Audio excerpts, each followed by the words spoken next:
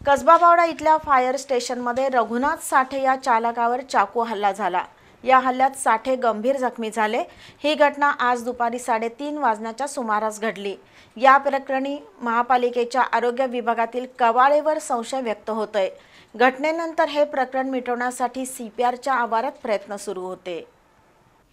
कोल्हापुरातील कसबा बावडा इथल्या मातंग वसाहतीमध्ये रघुनाथ साठे राहतात। याच परिसरात कवाळे कुटुंबीयही राहतात। ते महापालिकेच्या आरोग्य विभागात काम करतात। 1.5 वर्षापूर्वी कवाळे आणि साठे यांच्यात वाद झाला होता।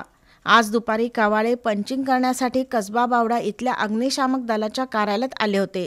त्यावेळी त्यांनी रघुनाथ साठेंना पाहून शिवीगाळ केली। तसंच रागाच्या भरात साठे यांच्यावर हल्ला केला। या हल्ल्यात साठे यांच्या हातावर, चेहऱ्यावर, जिभेवर गंभीर इजा झाली आहे। त्यांच्यावर सीपीआरमध्ये उपचार सुरू आहेत। या घटनेनंतर कवाळे आणि साठे यांच्या सहकाऱ्यांकडून हा वाद मिटवण्याचा प्रयत्न सुरू होता। त्यामुळे शाहूपुरी पोलिसात गुन्हा नोंद झाला नाही।